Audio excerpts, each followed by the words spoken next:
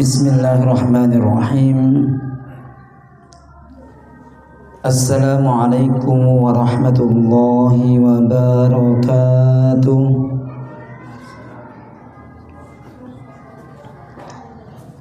Innal hamdalillah nahmaduhu wa nasta'inuhu wa nastaghfiruh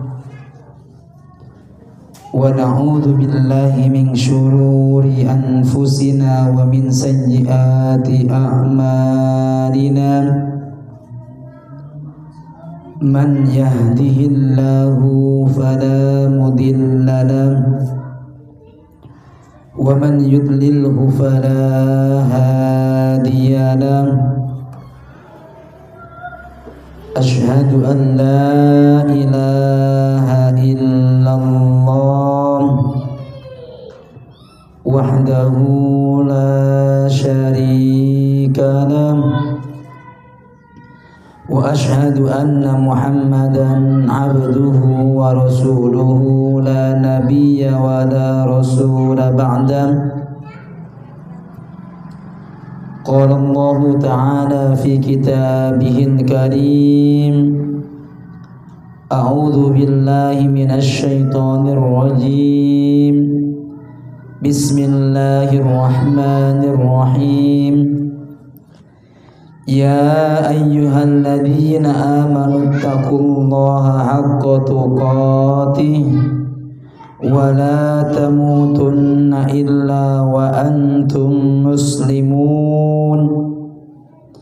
Ya ayyuhalladzina amanu taqullaha wa qulu qawlan sadida yuslih lakum a'malakum wa yaghfir lakum dhunubakum wa man yuti'illaha wa rasulahu faqad faza fawzan 'azima. Amma ba'du, fa inna asdaqal hadits kitabullah wa khairul huda huda Muhammadin sallallahu alaihi wasallam wa syarrul umuri muhdatsatuha fa inna kulla muhdatsatin fid dini bid'ah wa kulla bid'atin dhalalah wa kulla dhalalatin fin nari wa ilan nar. Ma'asyiral muslimin wa ma'asyiral muslimat, a'azzani Allahu wa iyyakum ajma'in. Alhamdulillah, kita bersyukur kehadirat Allah Jalla wa'ala, yang mana pada sore menjelang malam hari ini Allah Subhanahu wa ta'ala masih memberikan kenikmatan-kenikmatannya, baik kenikmatan berupa kesehatan yang Allah berikan kepada kita, dan baik kenikmatan berupa iman yang mana memudahkan langkah kita untuk bisa berjumpa dan berkumpul kembali ini. Dan semoga kenikmatan yang besar ini selalu bersama kita semua sampai nantinya kita semua kembali kepada Allah Subhanahu wa ta'ala dengan membawa keimanan yang benar, keimanan yang akan menghantarkan kita semua bisa memasuki surganya Allah dan juga bisa mendapatkan ridhonya Allah Subhanahu wa ta'ala. Amin ya rabbal alamin. Kedua kalinya selawat beriring salam tak lupa senantiasa kita berikan, senantiasa kita ucapkan, senantiasa kita hadiahkan kepada kekasih kita, kepada uswah dan qudwah buat kita, tak lain Nabi kita Muhammad sallallahu alaihi wasallam. Semoga Allah Subhanahu wa ta'ala menjadikan diri kita semua menjadi di antara hamba-hambanya Allah yang nantinya bisa mencontoh Rasulullah SAW, bisa mengikuti apa yang telah beliau tinggalkan kepada kita selaku umatnya, dan semoga itu nantinya yang akan membuat kita semua bisa bersama-sama di surganya Allah bersama kekasih kita Nabi kita Muhammad sallallahu alaihi wasallam. Amin ya rabbal alamin. Ma'asyiral muslimin, hadirin wal hadirat yang sama-sama saya sayangi karena Allah Subhanahu wa ta'ala. Allah Subhanahu wa ta'ala sangat cinta kepada hamba-hambanya Allah Subhanahu wa ta'ala. Allah Subhanahu wa ta'ala sangat sayang dan sangat cinta kepada hamba-hambanya Allah Subhanahu wa ta'ala. Maka ma'asyiral muslimin yang dirahmati Allah Jalla wa ala, banyak di antara perkara-perkara yang mana menunjukkan kepada kita semua sayangnya Allah kepada hamba-hambanya. Jadi banyak sekali bukti yang mana menunjukkan kepada kita semua bahwasanya Allah itu memang sayang dan cinta kepada kita semua. Kalau kita bisa melihat, alangkah banyak sekali di antara kesempatan-kesempatan untuk kita selaku hambanya Allah mendapatkan pahala yang sangat besar dengan cara yang simple atau cara yang gampang.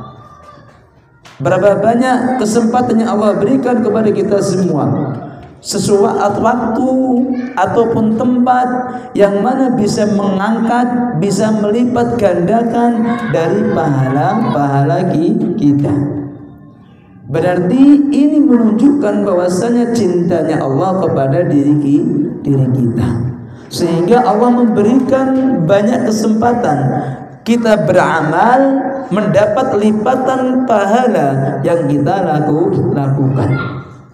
Dengan cara datangnya bulan Ramadan, dengan cara datangnya malam Lailatul Qadar, dengan cara melakukan ibadahnya di Masjidil Haram, di Masjid Nabawi, dan yang lainnya. Intinya perkara-perkara tersebut ketika kita lakukan bisa mendapatkan kelipatan pahala yang Allah berikan kepada kita semua. Dan itu menjadi bukti bahwa Allah sayang kepada diri kita. Begitu pula ma'asyiral muslimin yang dirahmati Allah Jalla wa ala, kita terkenal dengan manusia atau makhluknya Allah yang sering melakukan perbuatan dosa. Itulah kita. Kita selaku manusia memang sering mengulangi perbuatan dosa. Maka dari sini lagi dan lagi tanda sayangnya Allah Subhanahu wa ta'ala, Allah mudahkan buat diri kita semua bagaimanakah cara untuk bisa menghapuskan dari dosa-dosa yang kita miliki. Jadi banyak sekali cara yang Allah tunjukkan kepada kita semua, dan ini menjadi bukti tanda sayangnya Allah kepada kita. Allah mudahkan kita untuk mendapatkan ampunan-ampunannya Allah Subhanahu wa ta'ala. Bahkan Allah tegaskan, innal hasanat yudhibnas sayyi'at. Sesungguhnya kebaikan-kebaikan itu akan menghilangkan yang namanya keburukan. Maka kalau kita bisa melihat, banyak sekali di antara kesempatan untuk bisa menghapuskan dosa dengan cara sholat, dengan cara puasa, dengan cara berzakat, dengan cara salaman, ya atau tidak? Dengan cara dan yang lainnya, banyak sekali caranya. Intinya cara-cara itu bisa menghapuskan dosa-dosa kita, dan ini menjadi bukti sayangnya Allah kepada diri kita. Dan di antara tanda sayangnya Allah kepada kita yang selanjutnya memang banyak sekali. Dan di antaranya ialah bahwasanya Allah Subhanahu wa taala menyembunyikan dosa-dosa yang telah kita lakukan. Itu tanda sayang Allah kepada diri kita. Kalaulah Allah Subhanahu wa taala membongkar aib-aib kita, membongkar dosa-dosa kita, alangkah malunya kita. Seakan-akan kita mau pergi kemana kita pun tidak sanggup. Tetapi gara-gara Allah Subhanahu wa taala menutupi dosa-dosa kita, dengan santainya kita, dengan tenangnya kita bisa kemana-mana. Pergi ke pasar enggak masalah, pergi ke masjid juga enggak masalah, pergi kemanapun tidak ada masalah. Kenapa? Kesalahan-kesalahan kita, aib-aib kita ditutup oleh Allah Subhanahu wa taala. Bahkan ma'asyiral muslimin yang dirahmati Allah Subhanahu wa taala, pernah seorang salaf yang bernama Sufyan ibn Uyainah, beliau pernah mengatakan, laula satrullahi subhanahu wa ta'ala ma jalasna ahadun. Jadi kalaulah Allah Subhanahu wa ta'ala tidak menutup aib-aib kita, ma jalasna ahadun, tidak ada orang yang akan duduk bersama kita. Gak ada orang yang mau duduk bersama kita kalau aib kita semuanya dibongkar oleh Allah Subhanahu wa taala. Ini menunjukkan memang kita ini selaku pelaku dosa. Banyak aib yang kita miliki. Kita bisa tenang, iya. Kenapa? Allah menutupi aib-aib kita. Bahkan dikatakan, seorang ulama mengatakan pula, kalaulah dosa itu bau, maka orang itu tidak akan bisa mendekati saya. Itu seorang ulama pada zaman dahulu. Terus bagaimana keadaan kita yang jauh kapabilitas kita dengan mereka? Mereka semua punya ilmu banyak, iya. Ibadahnya kenceng, iya. Lah kita ilmu kosong, ibadah males. Dosanya kenceng, tetapi masih tenang saja. Orang-orang dahulu enggak. Mereka mengatakan kalaulah misalkan dosa itu diibaratkan bau, maka orang-orang tidak akan mendekati saya. Ini lagi dan lagi ma'asyiral muslimin yang dirahmati Allah Jalla wa Ala, tanda sayangnya Allah kepada diri kita, bahwasanya Allah Subhanahu wa taala masih menyimpan, masih menutupi aib-aib dari kita. Beda judulnya kalau kita semua nanti datang ke akhiratnya Allah Subhanahu wa taala. Kalau kita ke akhiratnya Allah Subhanahu wa taala, maka akan dibukakan semua yang telah kita lakukan. Maka dari sini, ma'asyiral muslimin, saudara-saudariku yang dirahmati Allah Jalla wa Ala, ini semua adalah tanda sayangnya Allah kepada diri kita semua, dan kita semua wajib tahu dan kita semua wajib sadar bahwasanya Allah memang cinta kepada diri kita semua, dan kita semua perlu membuktikan bahwasanya kita juga memang benar cinta kepada Allah Subhanahu wa ta'ala. Amin ya rabbal alamin. Ma'asyiral muslimin wa ma'asyiral muslimat, hadirin wal hadirat yang sama-sama merindukan surganya Allah Subhanahu wa ta'ala, perlu diketahui Allah Subhanahu wa ta'ala menjadikan di antara bulan-bulannya Allah Subhanahu wa ta'ala, Allah jadikan di antara bulan-bulan tersebut ada bulan yang bernamanya bulan haram. Jadi Allah Subhanahu wa ta'ala menjadikan di antara bulan-bulannya Allah Subhanahu wa ta'ala ialah bulan haram. Bulan haram tersebut Rasulullah SAW telah menjelaskan kepada kita semua dalam satu hadisnya Rasulullah sallallahu alaihi wasallam bersabda, "Inna zamana qad istadaraka ka hayatihi." Sesungguhnya zaman itu telah berputar sebagaimana keadaannya. Jadi zaman atau bulan itu berputar sebagaimana Allah ciptakan. Datang pertama Muharram, Safar, Rabiul Awal, terus muter terus. Yauma khalaqallahu as-samawati wal ard, di mana Allah ciptakan langit dan juga bumi. 12 syahrun, Allah jadikan bulan-bulan tersebut jumlahnya ada 12. Minha, di antara 12 bulan tersebut, arba'atun hurum, ada 4 bulan yang namanya bulan haram.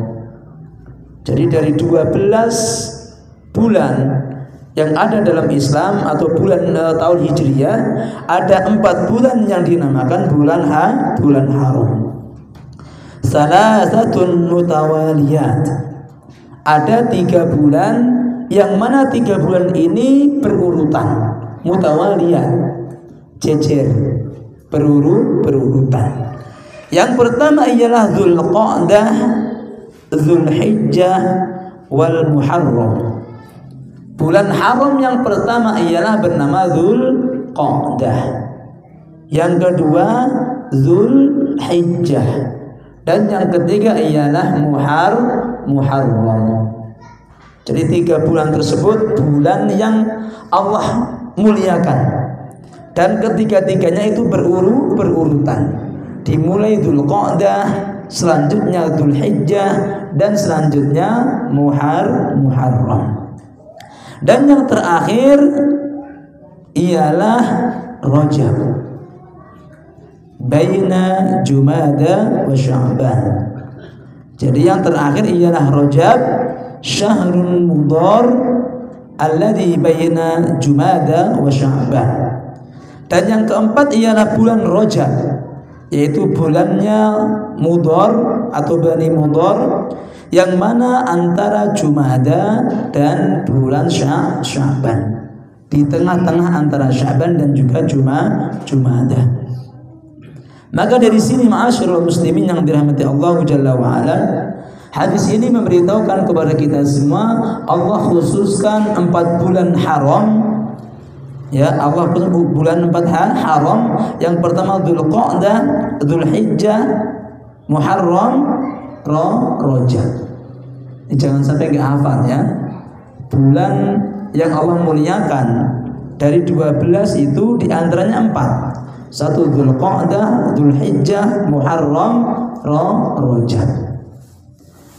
Ma'asyiral muslimin yang dirahmati Allah Jalla wa Ala, ini diantara bulan-bulan yang memang Allah Subhanahu wa Ta'ala muliakan bulan tersebut. Ma'asyiral muslimin yang dirahmati Allah Jalla wa Ala, kenapa bulan yang 4 tersebut, Dzulqa'dah, Dzulhijjah, Muharram, Rajab, kenapa dinamakan bulan-bulan haram? Apa sih dasarnya? Apa alasannya? Maka di sini para ulama, mereka semua mengatakan, di antara para ulama, karena penamaan Arba'atul Hurum, 4 bulan haram ini, para ulama mereka berbeda pendapat. Adapun pendapat yang pertama, kenapa disebut nama haram di 4 bulan ini? Di antara alasannya ialah bahwasanya Allah Subhanahu wa Ta'ala haramkan perang di dalam bulan tersebut untuk manusia. Jadi Allah haramkan perang pada bulan haram, Dzulqa'dah, Dzulhijjah, Muharram, Rajab. 4 bulan ini Allah haramkan perang di dalamnya. Ini diantara sebabnya kenapa dikatakan apa? Arba'atul Hurum atau 4 bulan haram. Maka di sini ma'asyiral muslimin yang dirahmati Allah Jalla wa ala, di sini ketika mengatakan haram menggunakan bentuk dari jamak dari haram. Ziyadatu fit tahrim. Jadi di sini kenapa menggunakan haram tadi, menggunakan bentuk jamak, bentuk banyak dari haram. Kenapa? Karena memang sangat diharamkan untuk berperang pada bulan 4 tersebut. Jadi menggunakan bentuk jamak, bukan bentuk satu. Maka dikatakan arba'atun hurum, haramun hurum, kan begitu. Jadi menggunakan bentuk banyak. Kenapa? Alasannya karena memang sangat diharamkan untuk perang pada bulan haram.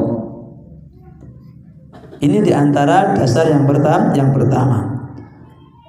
Di antara dalilnya ialah yas'alunaka 'anil syahril haram qitalun fihi qul qitalun fihi kabir. Mereka semua bertanya tentang bulan haram, tentang perang di dalam bulan haram. Maka dijawab qitalun fihi kabir. Berperang pada bulan haram termasuk di antara dosa besar. Maka di sini pendapat yang pertama mengatakan kenapa 4 bulan tersebut dikatakan haram tadi, dikarenakan apa? Haramnya perang pada 4 bulan tersebut. Ini alasan yang pertama.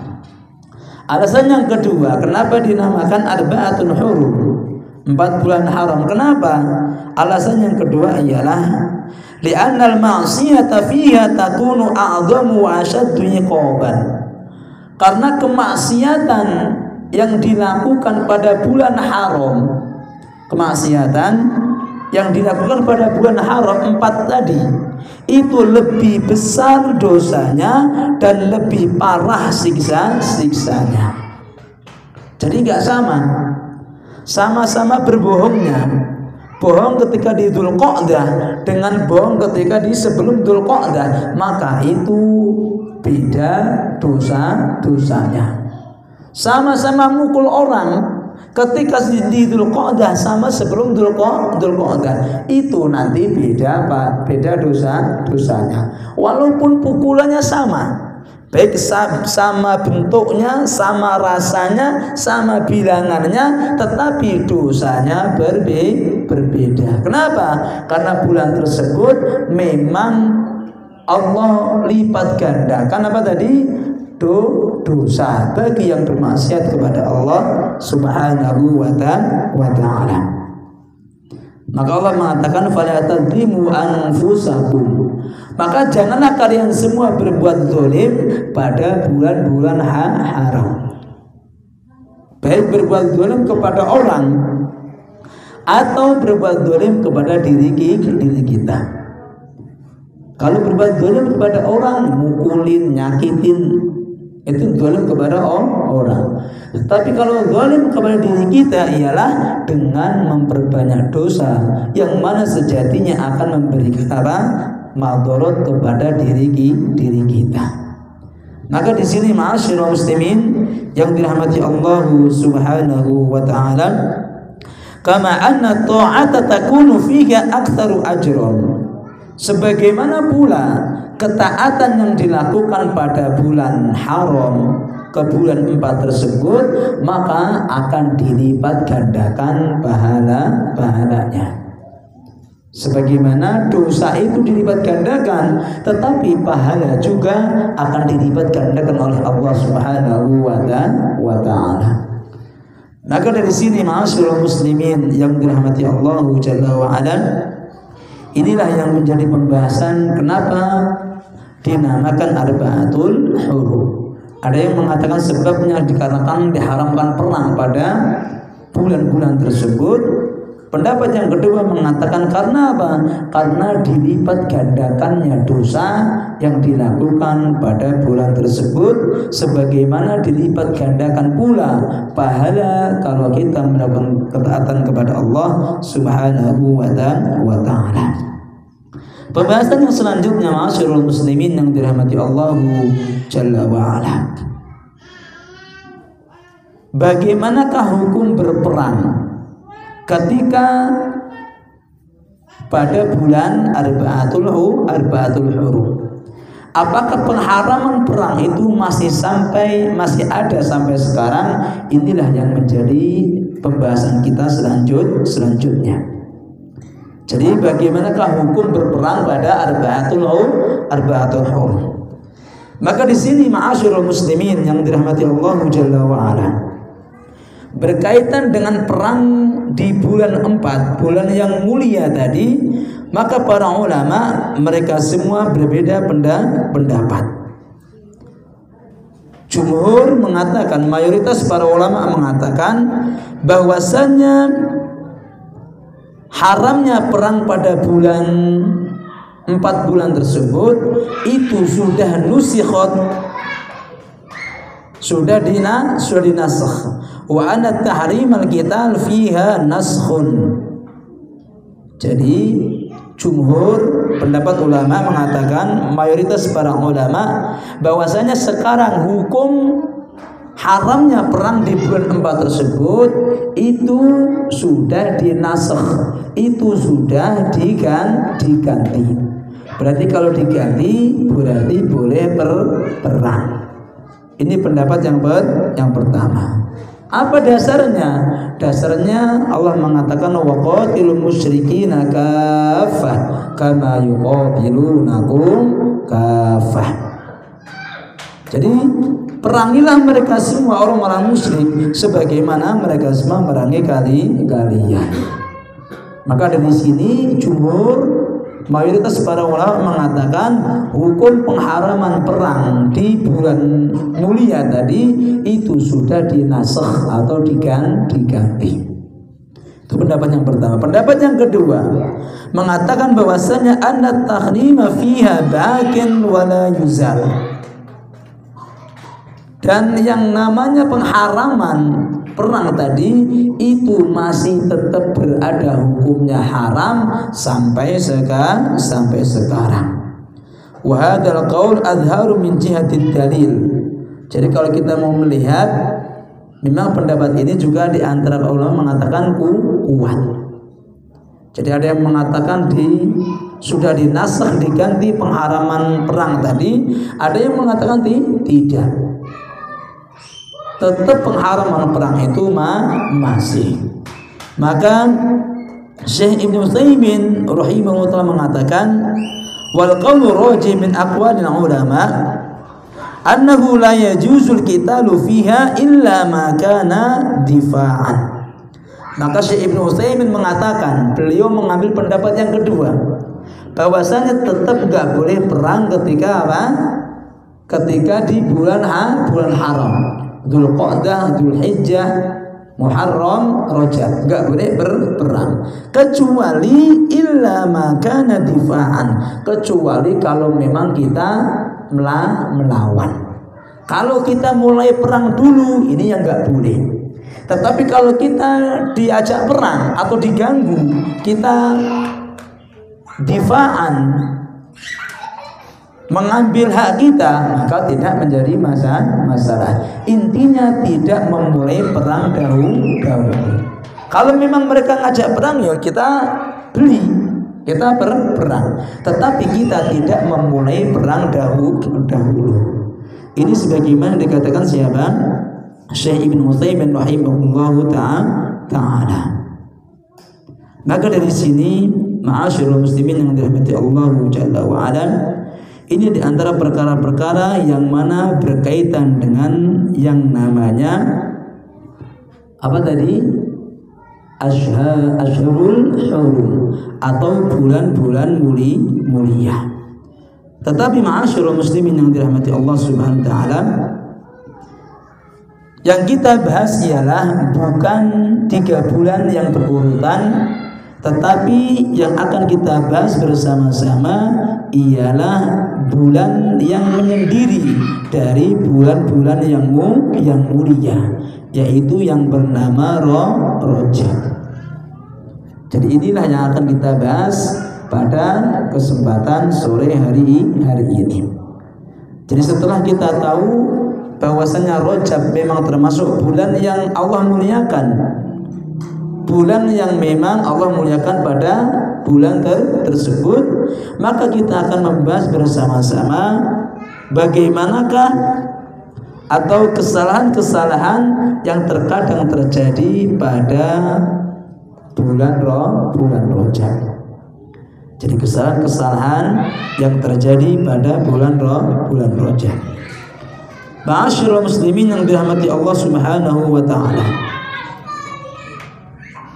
Perlu diketahui bahwasannya kata Rajab itu secara arti bahasa Indonesia artinya ialah mengagungkan. Jadi bulan Rajab itu artinya mengagungkan. Jadi kata Rajab itu berarti saya mengagungkan. Maka di sini ma'asyiral muslimin yang dirahmati Allah Jalla wa Ala, bulan Rajab itu sebelum datangnya Islam memang orang-orang jahiliyah mereka semua memuliakan bulan Rajab. Jadi sebelum datang Islam, bulan Rajab itu memang sudah dimuliakan. Apalagi dari kalangan Bani atau kabilah Mudhar. Jadi dari kalangan Bani Mudhar atau kabilah Mudhar. Maka bahkan dikatakan Syahrul Mudhar, kan gitu. Bulannya Mudhar, yaitu bulan Rajab. Kenapa dikatakan bulan Mudhar tadi? Kenapa? Karena kabilah Mudhar ini ketika datang Rajab, maka mereka semua sangat memuliakan bulan tersebut. Tidak sebagaimana kabilah-kabilah yang lainnya. Kalau kabilah yang lainnya iya, mereka memuliakan bulan Rajab iya, tetapi biasa-biasa saja, enggak sebagaimana memuliakannya kabilah Mudhar. Maka kalau kita melihat hadis yang telah kita baca tadi, Rasulullah SAW mengatakan bahwasanya bulan Rajab bulannya Bani Mudhar. Kenapa? Karena Bani Mudhar tadi kabilah yang sangat memuliakan yang namanya bulan Rajab. Maka dari sini ma'asyiral muslimin yang dirahmati Allah Jalla wa Ala, dari sini kita akan membahas di antara kekeliruan yang sering terjadi ketika datang bulan Rajab. Ma'asyiral muslimin yang dirahmati Allah Jalla wa Ala, di antara kekeliruan yang pertama yang terjadi kepada bulan Rajab yang sering dilakukan kita semua ialah menyamakan bulan Rajab sebagaimana bulan-bulan yang lainnya. Ini kekeliruan yang fatal. Kekeliruan yang sangat fatal ketika menyamakan bulan Rajab itu sama sebagaimana bulan-bulan yang lainnya. Dan ini sering kita temui. Datang bulan Rajab seakan-akan tidak ada perbedaan antara Rajab dan yang lainnya. Seakan-akan sama saja tanpa ada keistimewaan. Maka ini salah. Kenapa salah? Allah Subhanahu wa taala telah menjadikan bulan Rajab menjadi bulan haram. Bulan yang mana di situ Allah akan lipat gandakan pahala, dan bulan di mana di situ Allah akan lipatkan pula dosa. Maka sangat keliru sekali kok kita selaku manusia dengan datangnya Rajab kita sama saja. Enggak ada perbaikan, enggak ada perubahan. Ini salah. Ini keliru. Padahal bulan Rajab tadi sebagaimana telah kita ketahui, bulan ini bisa melipatkan pahala kita. Bulan ini kalau kita beramal satu amalan, maka Allah akan melipatkan pahala kita. Maka orang-orang yang biasanya menyamakan Rajab dengan yang lainnya, maka biasanya tidak akan ada peningkatan dari ibadahnya. Kenapa enggak ningkat? Ya sudah wajar. Mereka semua menyamakan Rajab dengan bulan yang lainnya. Wajar kalau enggak ada peningkatan. Tetapi kalau mereka semua memiliki keyakinan bahwasanya Rajab ini adalah bulan yang Allah muliakan, waktu yang memang mulia, yang mana Allah akan mengangkat pahala-pahala kita, melipat gandakan pahala kita, maka kita semua otomatis akan berubah. Yang tadinya malas beribadah jadi lebih semangat. Kenapa? Karena ini bulan mulia, bulan di mana Allah melipatkan pahala kita. Ini kalau kita paham. Ini kalau kita sadar. Kalau nggak sadar, ya sama aja. Wong kita menyamakan Rajab dengan bulan yang lainnya. Itu bagi orang-orang yang beribadah. Sama keliru sekali bagi orang-orang yang bermaksiat kepada Allah, menyamakan Rajab dengan bulan lainnya. Maka mereka semua pasti akan merugi. Kenapa? Karena sebagaimana telah kita katakan tadi, dosa yang sama, dengan bilangan yang sama, dengan bentuk yang sama, frekuensi yang sama, dilakukan di bulan haram, maka akan beda nilainya. Sama bentuknya iya, sama pukulannya iya, sama menyakitkannya iya, tetapi itu dilakukan di bulan haram, maka akan berbeda dengan dilakukan di luar bulan haram. Lah maka bagi orang-orang yang menyamakan bulan haram dengan bulan yang selainnya tadi, dengan santainya dia bermaksiat kepada Allah Subhanahu wa taala, maka mereka semua akan menjadi orang yang bakal merugi. Kenapa? Karena lipatan dosa yang Allah lipatkan di bulan haram. Maka di sini ma'asyiral muslimin yang dirahmati Allah Subhanahu wa taala, ini kesalahan yang pertama yang memang terjadi banyak di antara saudara kita dan di antaranya kita sendiri, yaitu menyamakan bulan haram dengan bulan selain bulan haram.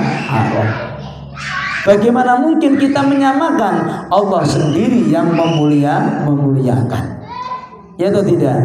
Allah memuliakan bulan haram, Allah memuliakan bulan Rajab. Lah kita selaku manusia kok malah menyamakan Rajab dengan bulan yang lainnya? Maka ini diantara suatu kekeliruan, kesalahan. Maka kalau kita semua nggak sadar, nggak paham, maka banyak sekali sesuatu kebaikan-kebaikan, manfaat-manfaat, momentum emas akan hilang dari diri kita. Sejatinya ketika kita melakukan ibadah, akan Allah lipat gandakan pahalanya. Tetapi kalau kita nggak sadar, maka kita semua tetap masih malas, sebagaimana di bulan-bulan selain bulan haram.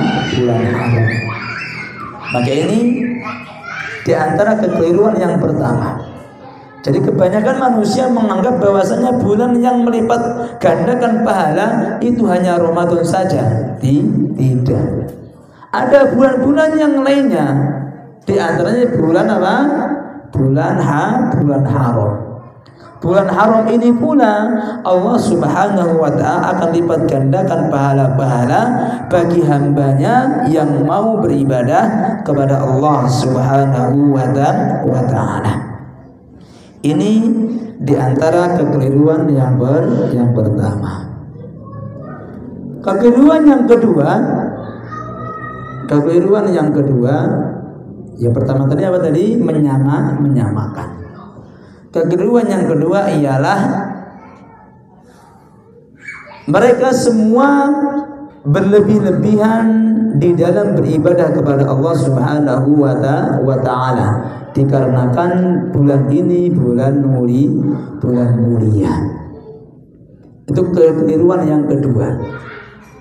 Yang pertama tadi menyamakan dengan bulan lainnya, Yang kedua, ia menyatakan bulan ini mulia. Tetapi apa? Mereka semua berlebih-lebihan di dalam beribadah kepada Allah Subhanahu wa ta'ala.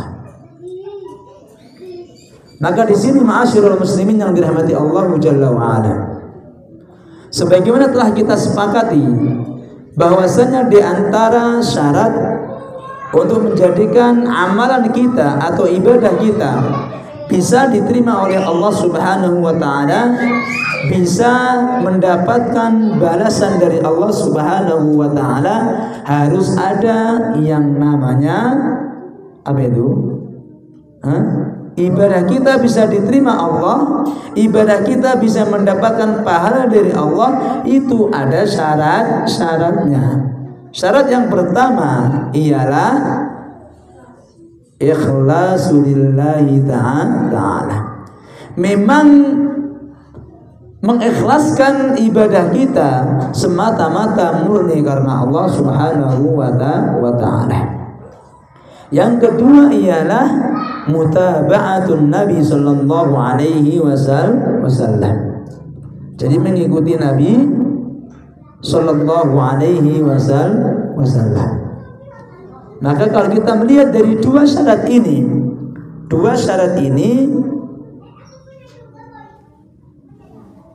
Qadi Ibn Iyad beliau pernah mengomentari suatu ayat dalam surah Al-Mulk ketika Allah mengatakan liyabluwakum ayyukum ahsanu amala, untuk memberikan ujian kepada kalian, siapakah kalian semua, siapakah di antara kalian yang paling bagus amalnya.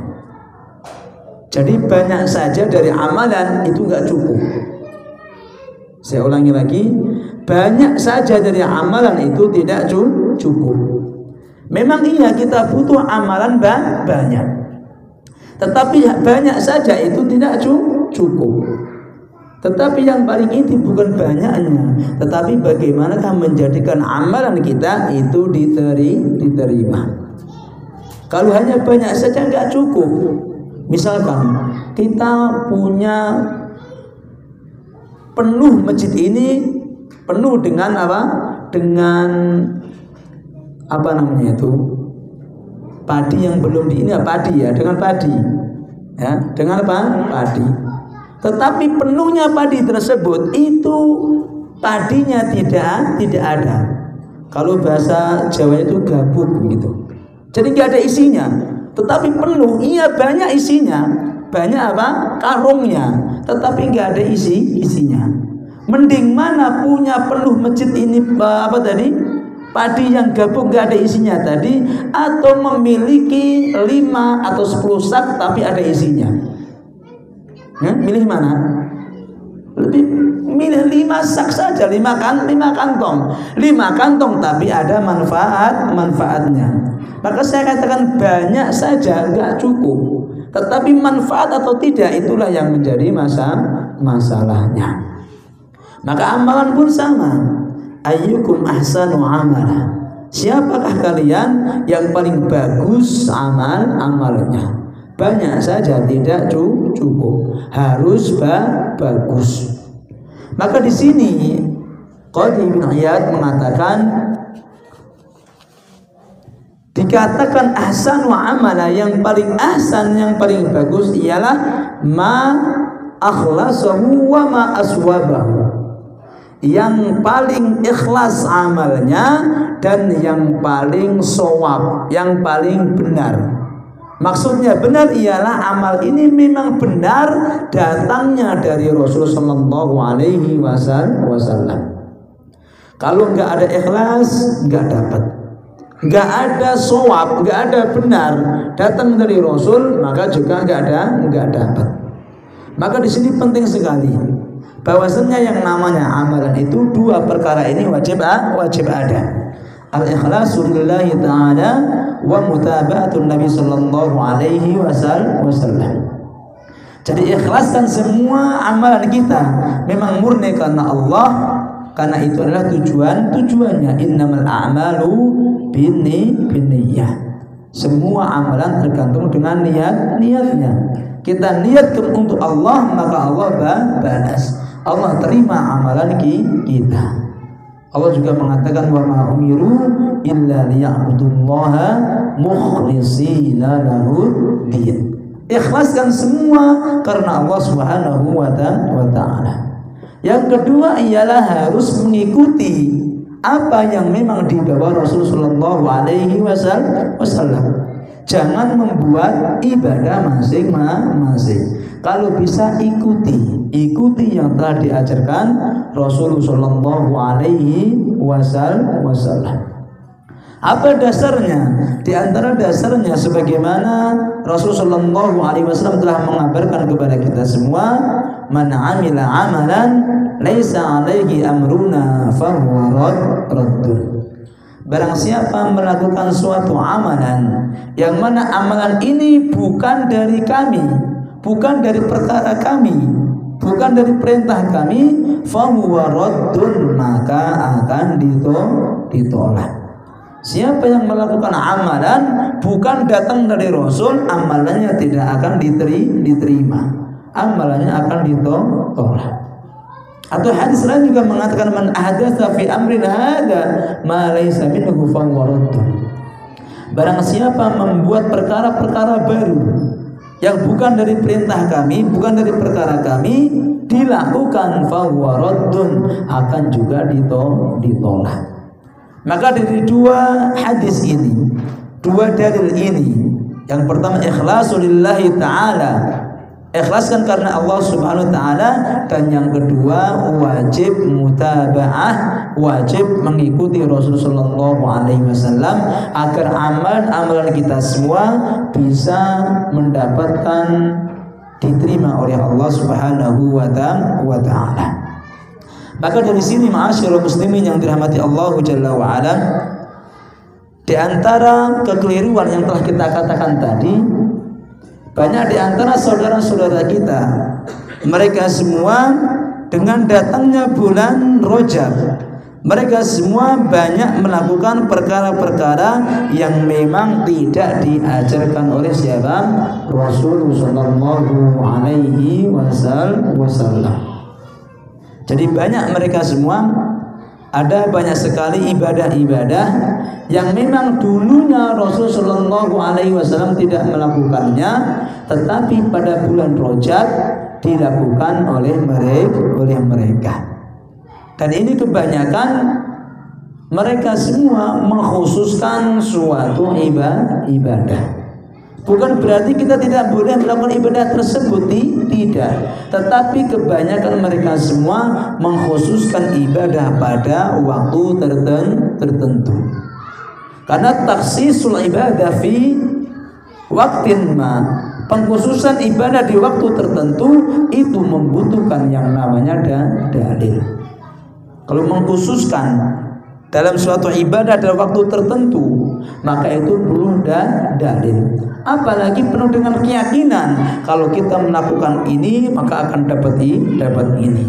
Maka itu semua perlu butuh yang namanya dalil. Maka di sini kita akan belajar bersama-sama, mengkaji bersama-sama di antara perkara-perkara yang mana diadakan, yang mana dilakukan ketika datang bulan Rajab. Di antara perkara-perkara tersebut, yang pertama ialah perkara yang mana berkaitan dengan sholat. Jadi perkara yang pertama yang dilakukan pada bulan Rajab ialah berkaitan dengan sholat. Bukan berarti kita tidak mengharamkan sholat, tidak. Tetapi kita melakukan sholat sebagaimana sholat yang diajarkan Rasulullah sallallahu alaihi wasallam. Di antara kekeliruan yang pertama yang mana berkaitan dengan sholat ialah bahwasanya pada bulan Rajab ini ada di antara manusia, mereka semua melakukan yang namanya sholat raghaib. Jadi ada yang namanya apa? Sholat raghaib. Itu masyhur. Banyak di antara masyarakat melakukan perkara tersebut. Jadi sholat raghaib itu ialah sholat yang dilakukan di awal pertama kali malam Jumat pada bulan Rajab. Jadi pertama kali bulan Rajab kok hari malam Jumat, nah itu pada malam itulah mereka semua melakukan yang namanya sholat raghaib. Sholat raghaib ini jumlahnya ialah 12 rakaat. Jadi 12 rakaat. Di antara caranya ialah dilakukan 12 rakaat dan dilakukan di waktu antara maghrib dan isya. Jadi waktunya Jumat pertama di bulan Rajab, dilakukan di antara maghrib sampai isya, dan jumlahnya sebanyak 12 rakaat. Selanjutnya ma'asyiral muslimin yang dirahmati Allah Subhanahu wa taala, dan di situ pula ada bacaan setelah membaca surah Al-Fatihah, membaca surat Al-Qadar sebanyak 3 kali, dan juga nanti membaca surah Al-Ikhlas sebanyak 12 kali setiap salam. Setiap 2 rakaat salam. Jadi membaca apa tadi? Al-Fatihah, setelah itu membaca Al-Qadar 3 kali, dan membaca apa? Al-Ikhlas sebanyak 12 kali. Berarti kalau 12 rakaat berarti 6 salam, ya kan? 6 salam. Kan 12 rakaat. 2 rakaat. Di antara manfaatnya kalau melakukan sholat raghaib ini, dikatakan ini di antara manfaatnya. Di antara manfaatnya dikatakan dalam suatu hadis, walaupun hadisnya ini maudhu, hadisnya ini palsu, tidak bisa dijadikan dalil. Kenapa mereka semua semangat melakukan amalan ini? Karena faedahnya banyak. Dikatakan walladzi nafsi biyadihi, demi zat yang nyawaku ada di tangannya, ma min abdin wala amatin, tidaklah seorang budak, seorang laki-laki atau seorang perempuan, sholat hadhihi sholah, mereka semua melakukan sholat raghaib ini, illa ghafarallahu lahu jami'a dzunubihi, Allah akan ampunkan semua dosa-dosanya. Jadi kalau kita sholat, katanya dosanya semuanya diampunkan.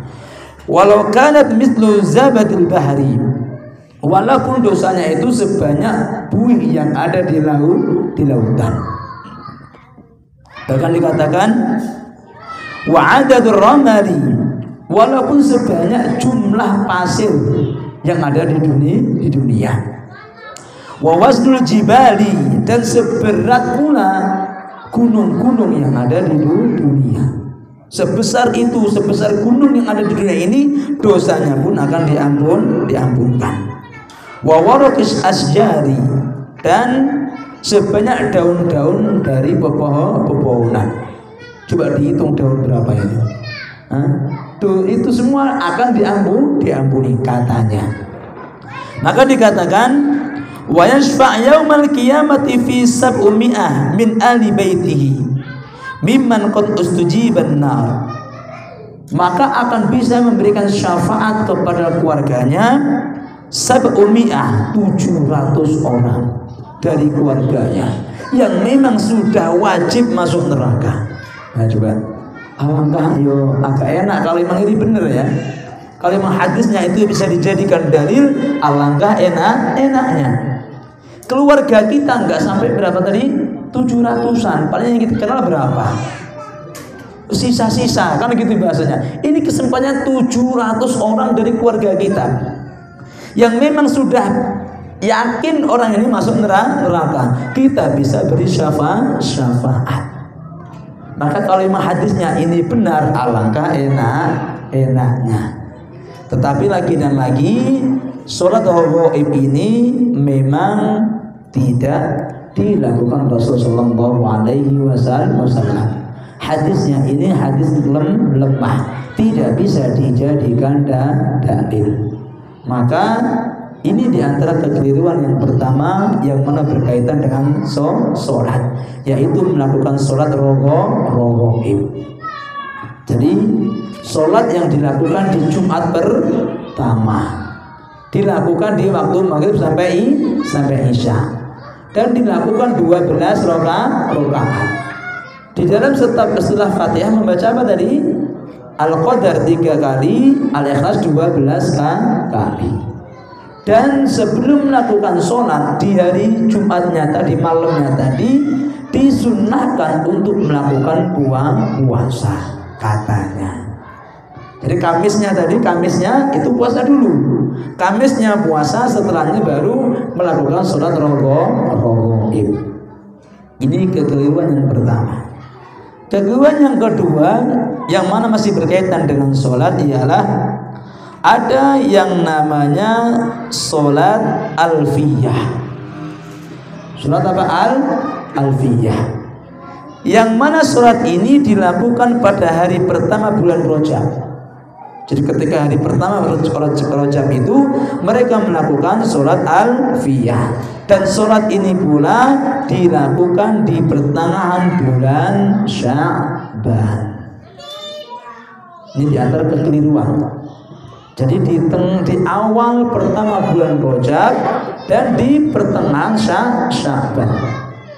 Maka biasanya ada yang namanya sholat alfiyah ketika bulan Sya'ban, di tengah-tengah itu, atau kita kenal dengan malam nisfu Sya'ban. Nisfun itu kalau Indonesia artinya setengah, nisfun setengah. Berarti kalau nisfu Sya'ban setengah bulan Sya'ban, berarti tanggal 15-nya. Di situ katanya dianjurkan sholat sholat alfiyah. Tetapi kita katakan itu semua tidaklah benar. Kenapa? Karena memang tidak ada hadis yang sahih yang menganjurkan kepada kita untuk melakukan sholat yang namanya sholat alfiyah. Sholat yang ketiga, ini sholat yang ketiga, yang mana berkaitan dengan bulan Rajab. Ada yang namanya sholat Ummi Daud. Ada sholat Ummi Daud atau sholat Ummu Daud. Kapan dilakukan? Dilakukan pada pertengahan bulan Rajab. Jadi pada pertengahan bulan Rajab ada yang namanya sholat apa? Ummu Daud. Ibunya Daud kan gitu. Kalau bahasa Indonesianya ya Ummu Daud, ibunya Daud. Maka di sini para ulama mengatakan ini pun juga kurang tepat. Bahwasanya sholat Ummu Daud itu tidak datang dari siapa? Rasulullah Shallallahu Alaihi Wasallam. Lagi dan lagi, ini diantara kekeliruan yang terjadi berkaitan dengan sholat. Mereka semua meyakini bulan Rajab bulan mulia, wajar. Maka ada banyak tambahannya. Ada sholat A, sholat B, sholat C, dan yang lainnya. Kenapa? Karena mereka semua yakin bahwasanya Rajab itu bulan mulia. Tetapi lagi dan lagi kita katakan bahwasanya ibadah tidak akan bisa diterima kecuali dengan syarat yang kedua, mutaba'atir Rasul, mengikuti Rasul. Kita kembalikan ibadah kita ikutkan kegiatan ibadah kita sama enggak dengan yang dibawa Rasul Shallallahu Alaihi Wasallam. Itu perkara yang pertama, yang mana berkaitan dengan sholat. Perkara yang kedua, ini lagi dan lagi bukan berarti kita mengharamkan perkara tersebut, tetapi apa?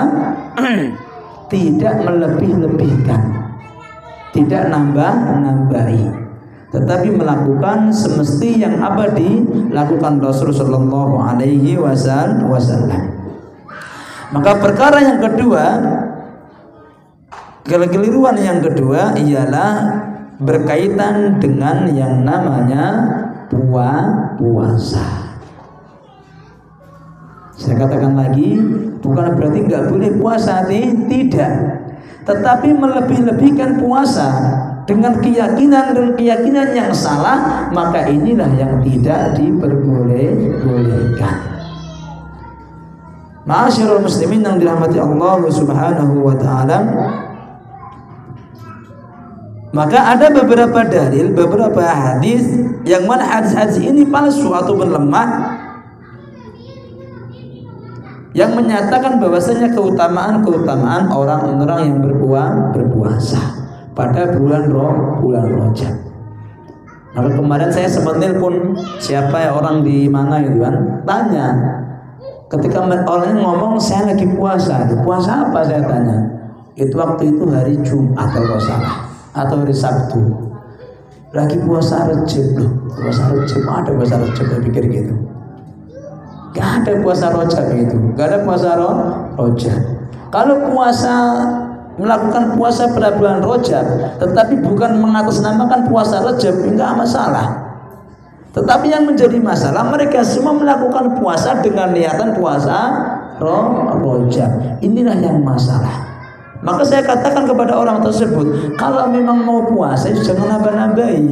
Cukup puasa, kalau mau misalkan puasa Senin dan Kemisnya, atau ngambil puasa puasa Ayyamul Bidnya, atau kalau masih kurang ambil puasa Daud, puasa yang paling istimewa.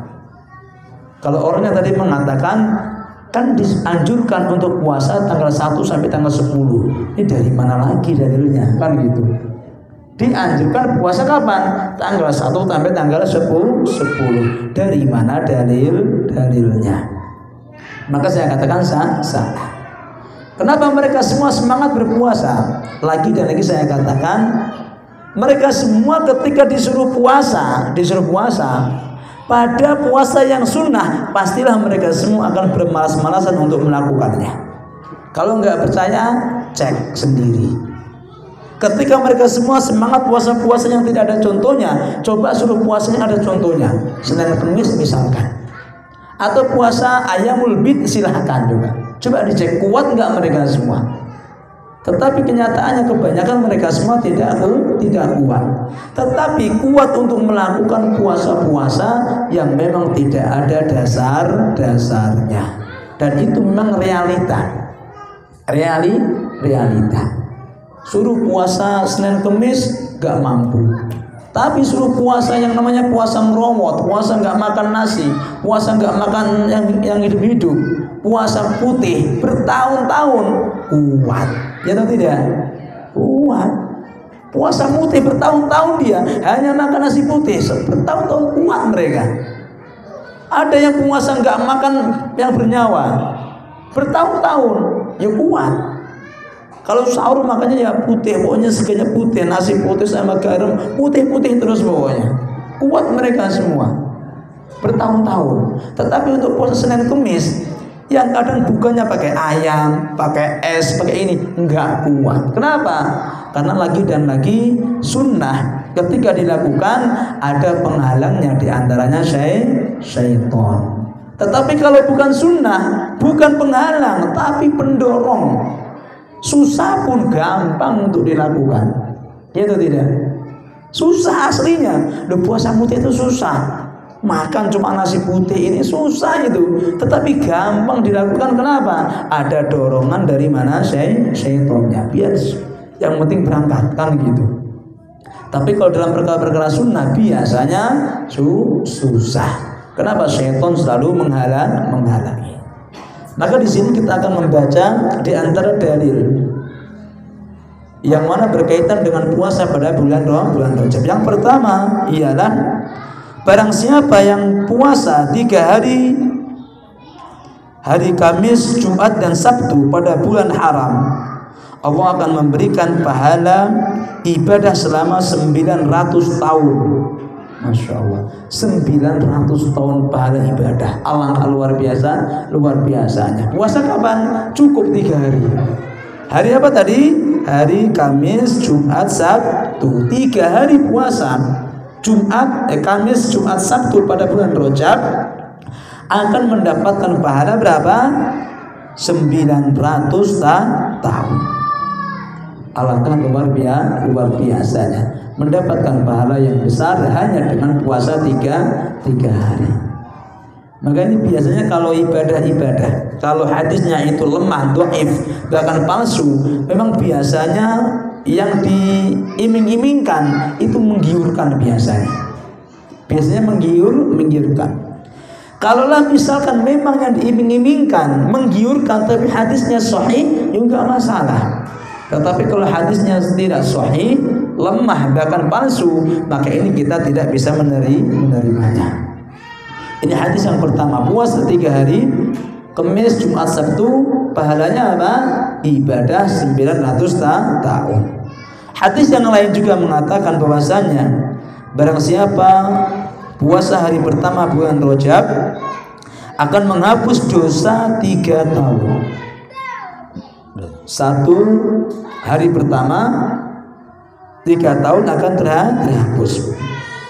Hari kedua akan menghapus 2 tahun. Dan hari selanjutnya akan menghapus 1 bulan.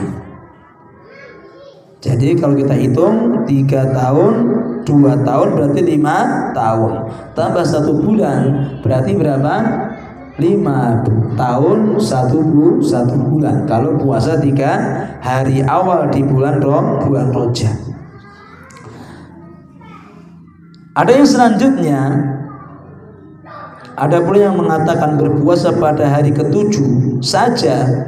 Ini yang tadi, yang puasa dilakukan sebelum melakukan sholat raghaib. Jadi puasa pada hari ke-7 saja dan melakukan sholat raghaib pada malam harinya. Dan ini kalau melakukannya tadi, di antara manfaatnya apa tadi? Mendapatkan, bisa memberikan syafaat 700 orang, siapa tadi? Keluarganya yang wajib masuk neraka. Ini ma'asyiral muslimin yang dirahmati Allah Jalla wa Ala, perkara-perkara yang memang berkaitan dengan apa tadi? Dengan puasa. Lagi dan lagi saya katakan tidak mengharamkan puasa. Kalau memang mau puasa, puasalah sebagaimana puasa yang dianjurkan Rasul Sallallahu Alaihi Wasallam. Kenapa? Karena puasa yang dilakukan pada bulan Rajab, Senin Kemisnya, atau Ayyamul Bidnya, atau puasa Daudnya, itu akan berbeda pahalanya dengan puasa yang dilakukan di bulan Rajab. Beda pahalanya dengan puasa di luar bulan Rajab. Maka kalau kita memang ingin puasa enggak apa-apa, tetapi puasa yang memang dianjurkan Rasulullah Shallallahu Alaihi Wasallam bukan puasa Rajab dengan keyakinan faedah keutamaan tadi. Kalau kita meniatkan puasa Rajab dengan keutamaan tadi, bisa mendapatkan apa? 900 pahala dan ini dan itu, maka itu tidak benar. Ini diantara perkara-perkara yang mana berkaitan dengan puasa. Ada yang lain ialah yang mana berkaitan dengan ziarah kubur. Ini juga sering terjadi. Bulan Rajab mereka semua berziarah kubur. Bukan berarti kita nggak mengatakan ziarah kubur haram, tidak. Ziarah kubur itu hukumnya dianjurkan. Bahkan Rasul mengatakan, inni kuntu nahaitukum an ziyaratil kubur. Dulu saya itu mengharamkan ziarah kubur. Dulu zaman Rasulullah awal-awal memang mengharamkan. Fazuruha, maka berziarahlah kamu. Kenapa? Fa innaha tudzakirukumul akhirah. Karena dengan berziarah itu kamu akan ingat dengan yang namanya akhirat. Yang tadinya awalnya dilarang, selanjutnya diperintahkan. Jadi sudah dinasakh atau sudah diganti. Awalnya enggak boleh, tetapi selanjutnya diperintahkan. Kenapa? Karena dalam berziarah kubur itu ada manfaatnya, yaitu apa? Kita ingat dengan yang namanya kampung akhirat. Memang awalnya berziarah kubur itu identiknya, kebiasaannya ialah orang-orang yang minta dengan ahlul kubur, maka wajar. Kuntu nahitukum, dulu tak larang.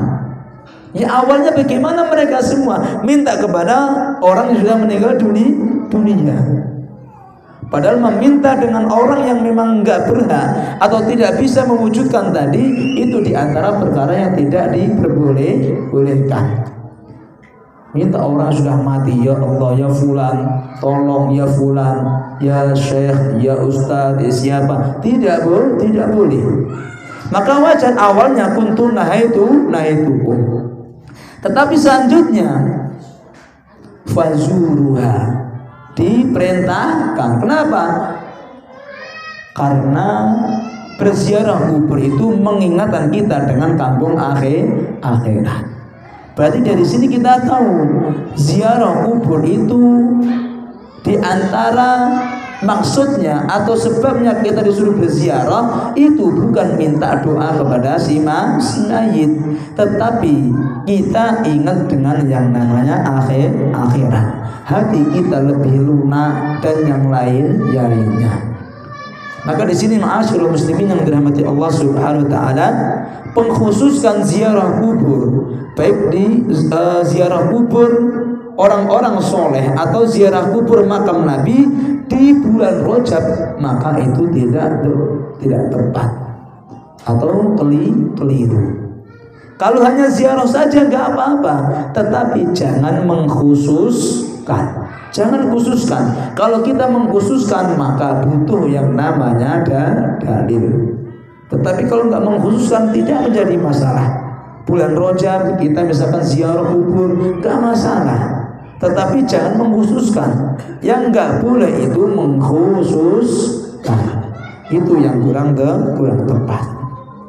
Selanjutnya ma'asyiral muslimin yang dirahmati Allah Jalla wa Ala, perkara yang selanjutnya yang juga menjadi di antara kekeliruan ialah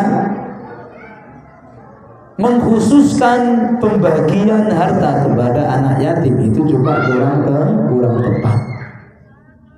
Saya katakan lagi, bukan berarti tidak boleh membagi harta kepada anak yatim, bukan begitu.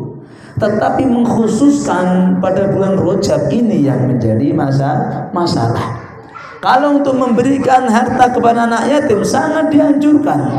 Bahkan Rasulullah SAW mengatakan, ana wa kafilul yatimi hakada. Aku dan orang yang mengkafil, orang yang apa kafil itu? Mengurus orang yatim tadi itu hakada. Seakan-akan ditempetkan itu. Deket banget Rasul dengan orang yang mengurus anak yatim. Boleh ngasih duit anak yatim, luar biasa, pahalanya besar. Tetapi kok harus mengkhususkan bulan Rajab ini yang kurang tepat, keliru. Kalau memang mau ngasih kapanpun, mau bulan Rajab, di luar bulan Rajab dan lainnya, enggak menjadi masalah. Tapi kok harus khusus bulan Rajab, ini perlu dalil. Apalagi harus tanggal segini, nah ini perlu tambah dalil lagi. Harus tanggal 27, ini dari mana datangnya? Kan begitu. Tapi kalau nggak mengkhususkan nggak masalah. Misalkan biasanya ngasih bulan Rajab ngasih lagi, nggak masalah. Intinya tidak ada niatan mengkhususkan pemberian tersebut pada bulan Rajab. Dengan niatan ada keagungan, keutamaan kalau memberikan pada bulan Rajab. Ini diantara perkara. Perkara yang selanjutnya ialah mengadakan banyak acara pada malam 27 Rajab. Ini juga diantara kekeliruan, kurang tepat.